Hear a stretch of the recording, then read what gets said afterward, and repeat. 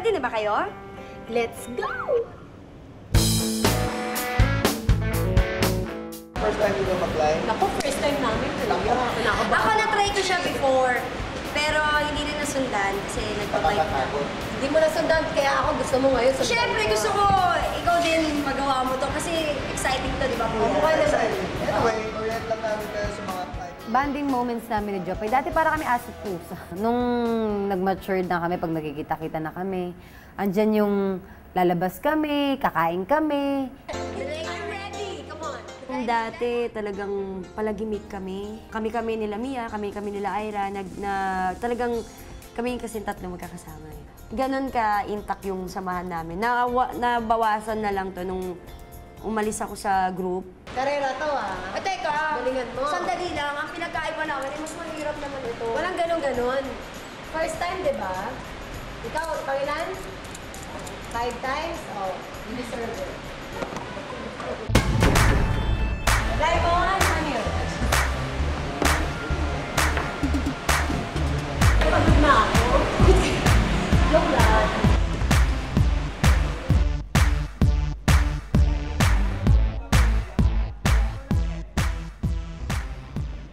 Ayoko na! Totoo lang, takot talaga ako sa height. Pero lahat, yung fear na yon, nilalabanan ko yon. Para kahit saan, pwede mo ako isabak. Yung first na umakyat ako, yung pakiramdam na parang kala mo malalaglag ka. Pero masarap siya pag nandun ka na.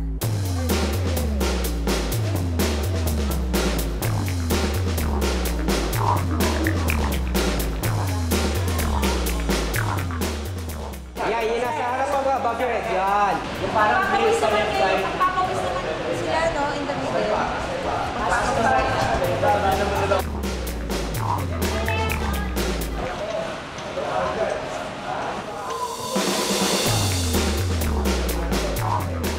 Nung nakita ko, parang mahirap. Pero nung natry ko na, parang masarap pala talaga siya. Wag lang super taas talaga. Kasi nung papanik ako, andun yung feeling na parang pumapanik ka, yung pinakalakas mo, nafe-feel mo na, nag-give ka ng effort, papanik. Nakakalahati pala tayo. Nandiyan ka na. Umabot ka. Kaya ko ba? O sige, dito tayo sa tuktok ha. O Jopay, magdahan-dahan ka. O pick up yun. Napakadali lang palang pumanik. Walang kahirap-hirap.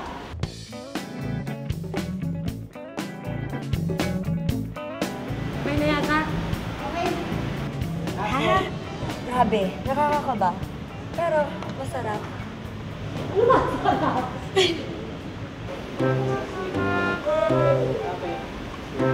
Saan?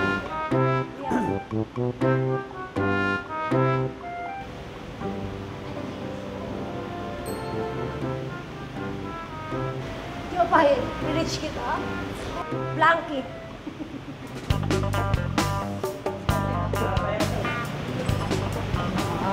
Angas ko doon.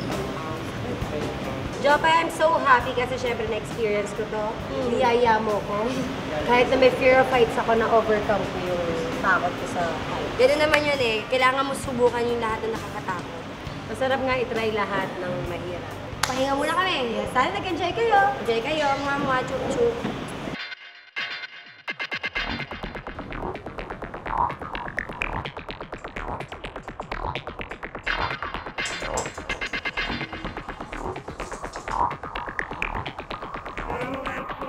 Yung condo ko, talagang ako lang nag-design yan. Kasi parang, saka yung style naman ng condo ko, very basic lang naman niya. So, open lang siya pagpasok mo. Kitchen, ano yung sala. Pag silip ka, kitang-kita mo lahat. Parang ganun ka, ano yung gusto ko talaga.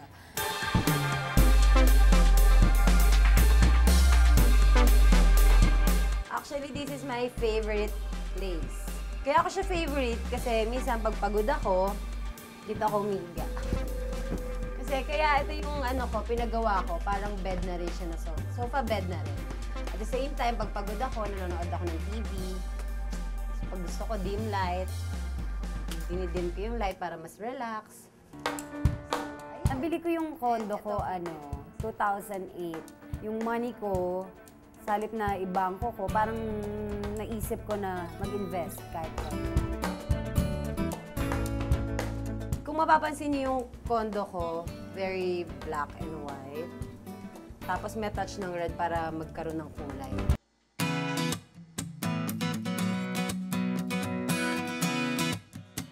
Ngayon naman, dito naman tayo sa aking kwarto. Kung makikita niyo po, ito ang aking bed.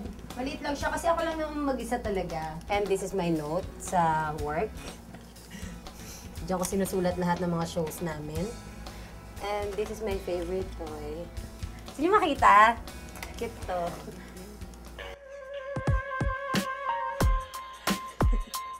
Diba? Nakakawala ng pagod pag pinaplay ko yan. Sinasabayan ko yan.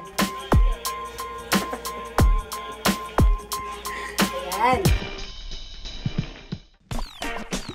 Ito naman, kung mapapansin nyo, yung style niya, very, parang bar, diba?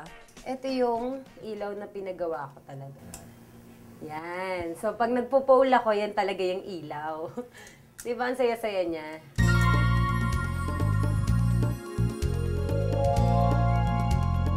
Ngayon naman, ituturo ko sa inyo yung basic ng pole. Like, kunwari, ang spin.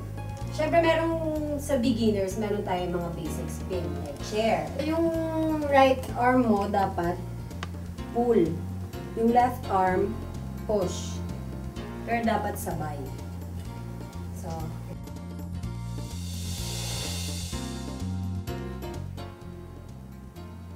okay. Ngayon naman, ang ituturo ko sa inyo, ang tamang climb. So, kailangan kasi meron kayong skin para dumikit kayo sa pole. Hindi pwede mag-stockings or mag-lotion. Pagsampa ng right foot mo, kailangan sundan na agad ng left. Same thing, ganoon din siya. Pagpanik. Ayan. Sa taas na ako. Pag marunong ka na pumanik ng pole, then pwede ka mag-slide, pero dapat sexy pa rin. Ayan. Okay. Ito naman yung sinasabing invert sa pole. Kailangan bubuhatin mo yung sarili mo. So, parang gusto ko lang i-try something new para lang na-evolve yung knowledge ko sa dancing. Nag-practice, nag-training ako ng mag-pole. Ngayon naman, gagawin ko ng sabay-sabay yung pinakita ko sa inyong basic, okay?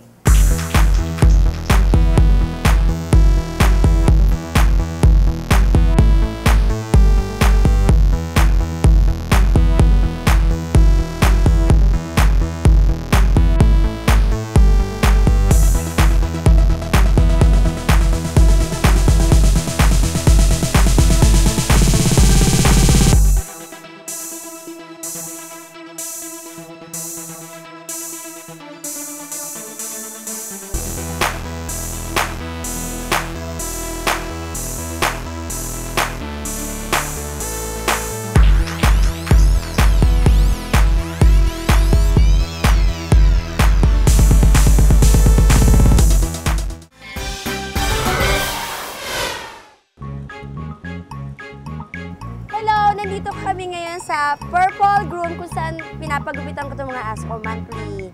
Ayan, this is Brigitte, this one, and this is Hachi. So, ready na silang magpa-groom. Sige. Hello, ate. Papagroom ko si Brigitte, tsaka si Hachi. Bahala na kayo sa gupit. Anong gupit gagawin natin sa kanila? Ito, pwedeng pabilog na lang para cute siya. Ito, ay, kinalbo na yan. Yung aso ko, napaka-importanting malinis siya kasi ako, sa akin, para hindi rin ako magkakasakit, dapat nagugupitan siya kasi yung balahibo niya talaga naglalagas din. Hachi! Ay, ang ganda ng bebe. O, di ba? Ang pretty-pretty niya, o. Tapos ito pa. Si Hachi, babae din siya. Isa siyang Pomeranian. Ang bebe. Ang bebe. Ang bebe. Ito sweet to. Tinatabi ko to sa kama pag ano. Pero pag naglalagas, hindi pwede. Diba na? Ayun ang camera.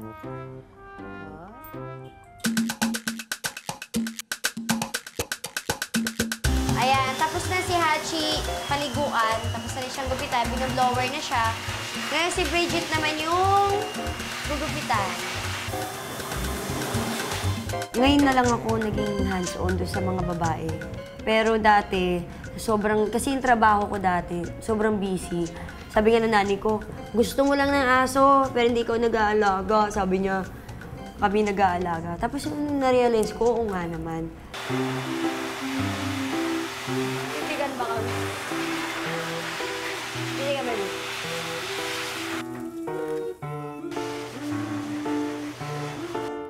Hachi! Hachi! Shh! Kuya, thank you sa pagpapaganda sa aking aso. Babalik ulit ako dito. Sige, uwi na ako. Thank you, bye-bye. Bye-bye, uwi na ako.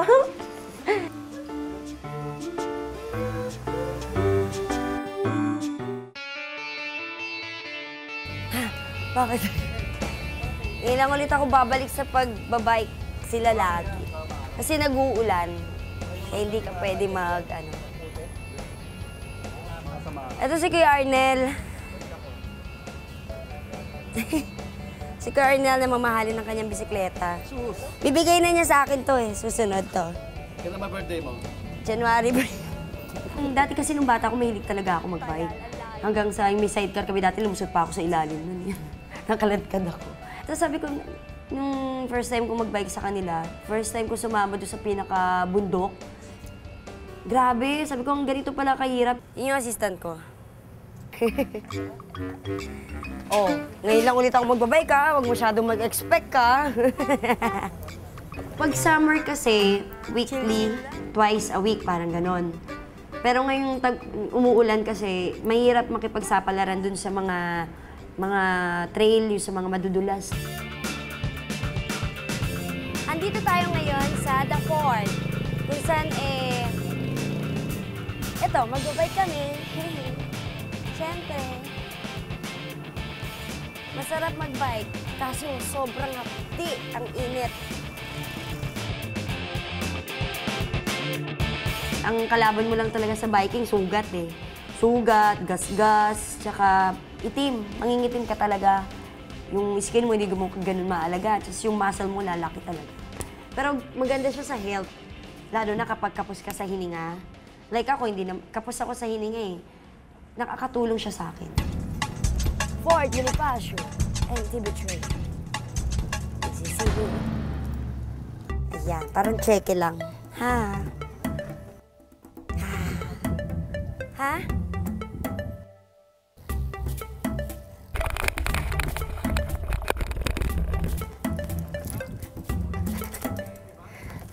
Magaan.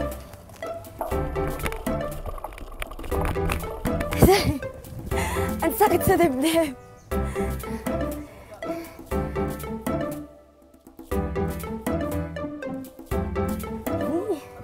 Tara. Ayan na! Magkamali ka dito, laglag ka dito.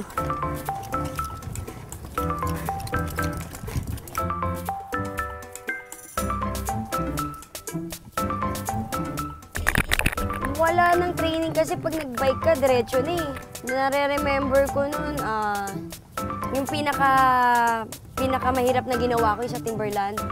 Dire-diretso kami, nag-bike kami, ganyan. Pero ang daming babae.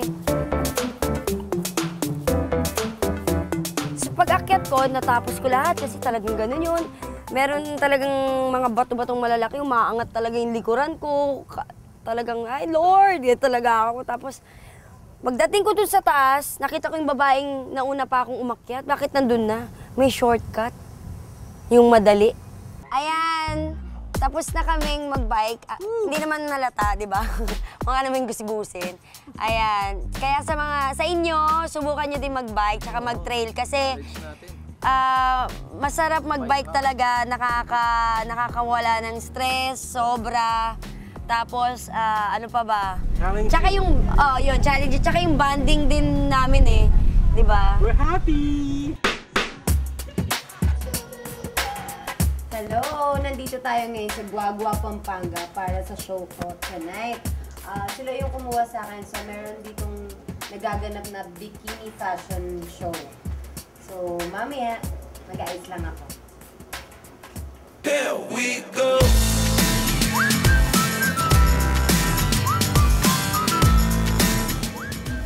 Ano yung next? Excited. Energy. So, ladies and gentlemen, without further ado, we would like to give you the member of Sex Bomb, ladies and gentlemen, Aya!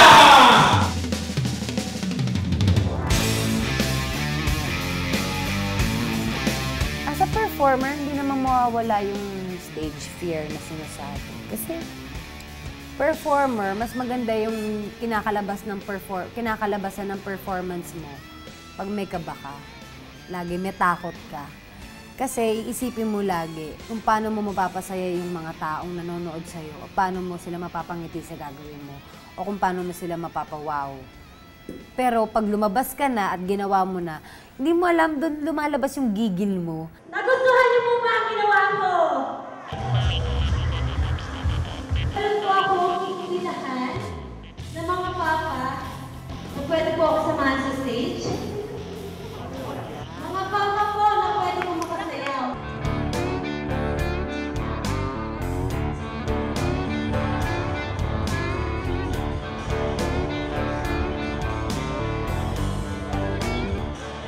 Kunwari, si sexy dance ako, pero meron ako laging gay na kasama, tapos siya yung talagang pinapasayaw ko.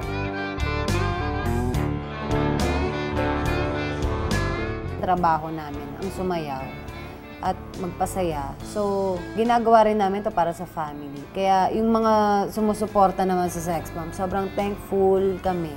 Kasi simula nag-start ang Sex Bomb, hindi kayo bumitaw hanggang ngayon.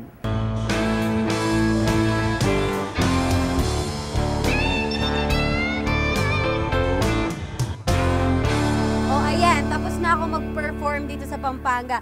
Pero hindi pa dyan natatapos yan dahil abangan nyo pa ang mga susunod kong gagawin. Kaya naman, get out!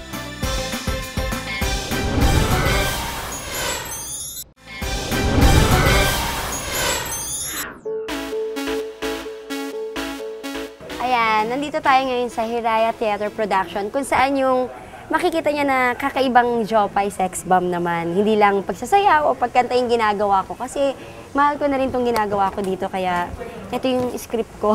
Hindi ko pa kabisado. Ito ang aking producer, si Sir Chops Manansala. Producer siya ng Hiraya Theater Production. Ayan. Siyempre si Sir Joshua Zamora. Ayan, ang aking kaibigan.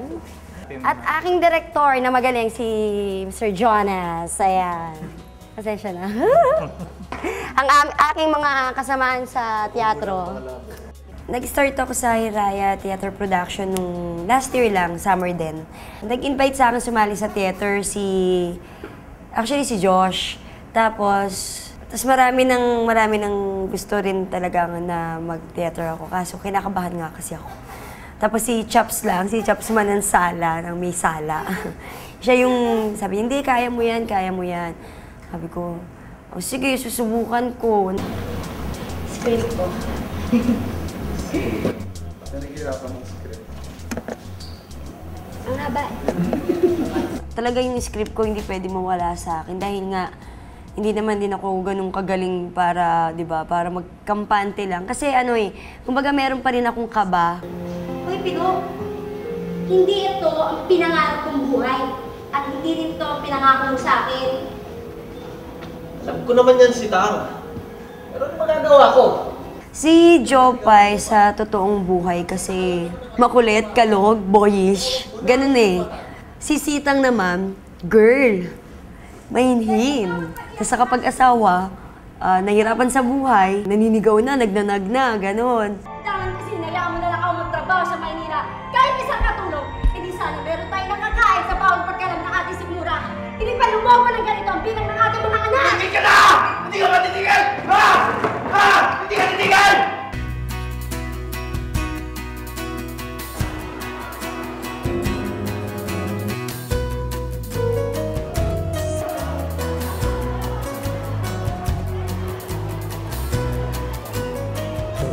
Chloe, ang aking prinsesa.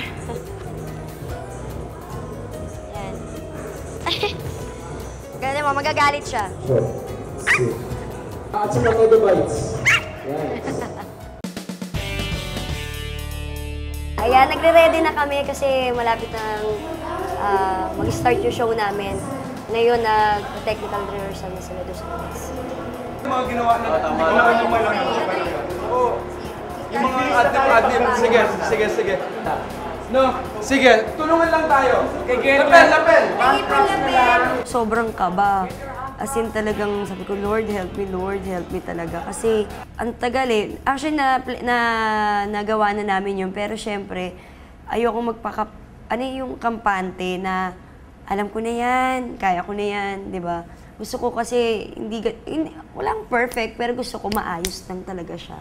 You're just here in one, Father God. We live in one faith, Father God. We're working as a team here, Father God, and we just thank you, Lord. In Jesus' name we pray. Amen! Lapel!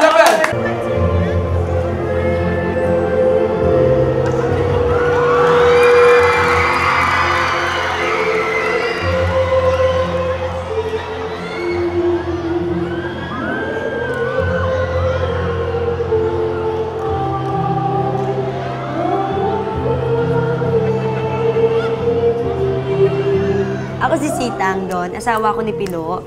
Kami yung bagong kasal doon na parang umaasa kami sa tulong ni Mariang Sinukuan. Si Pilo, siya si Joshua Zamora. Ayan. Siya yung kapartner ko.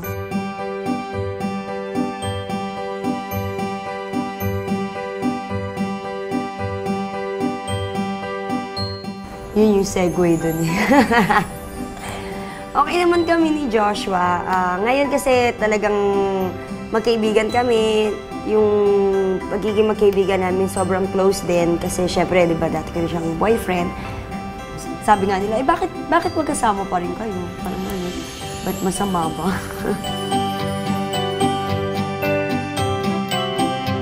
Dun sa relationship namin, talagang matagal na napag-usapan nga namin yan eh.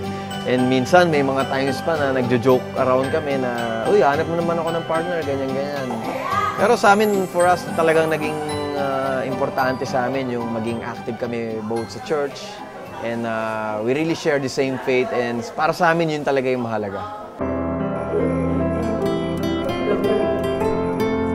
Wala ako sumbatan dahil kagaya mo, ganyan din akong ambisyon. Sana sa lumbala tayo maasa. Ang sa akin ay nagpapaalala lang. Dahil sa bawat pagiyak ng ating si Bunso, at bawat kalapit ng ating anak, tuwing kakain. Sa TV kasi, may take two. Sa teatro kasi walang cut eh. Alam mo yan, wala yung parang cure na tinatawag nila.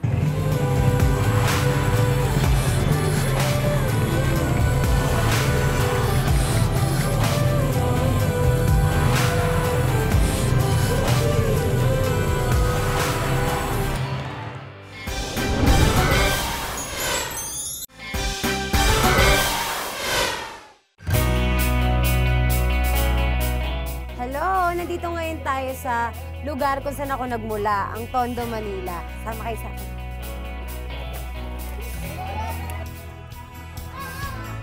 Tara, panig na tayo sa taas.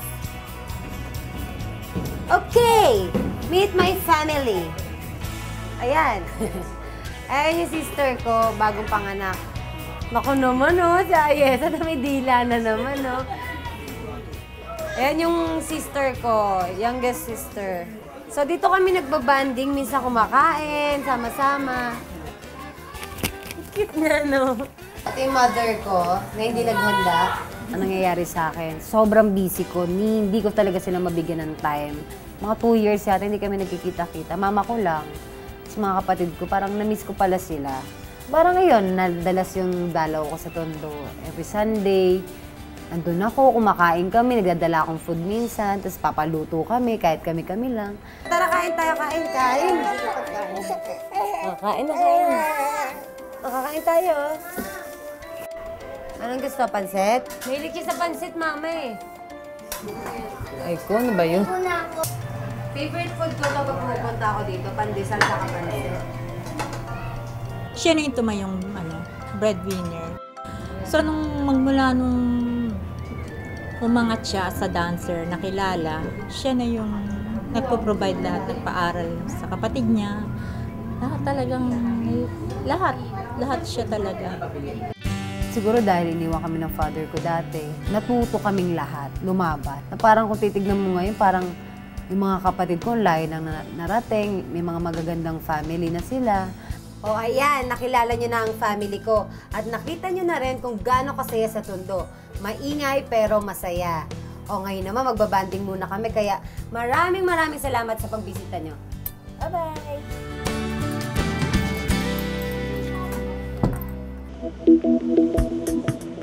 Hi! Hello everybody! Nandito tayo ngayon sa Focus E Entertainment, di ba? Yes, ang opisina ng aming manager. Na si Miss Joy Cancio. At kung saan dito rin kami nagre-rehearse. Okay, itutour po namin kayo sa dance studio namin. Yes. Kung makikita niyo po sa lahat ng ako, we're so proud. Yung mga awards na nakuha ng Sex Bomb, sobrang, mga achievement talaga namin. Kasi alam namin yung pinaghirapan namin simula't simula bago namin narating yung pagiging Sex Bomb ngayon. Nag-quadruple, nag-platinum na, nakapunta na kami ng ibang bansa, na parang nangyari pala yun. Diba? At least sa buhay, sa akin, sa buhay ko, nagawa ko yun. Diba? Kumaga parang, yung generation ko that time pala, pag nakikita ko ngayon na parang, wow. Diba? Maraming beses na palakpak, gano'n. Ito yung, syempre sa Itbulaga kami. Classic na yan, classic. Kasi dito yung lahat no? Wala pa po ako dito, yung mga seniors lang po. Ako kumuha niyan wala. Ang Itbulaga yung naging pamilya din namin Na talagang iniyak namin yon nung nawala kami. Na talagang, alam mo yun, tatanong ng mga ibang tao na, uy, kailan kayo babalik sa Itbulaga?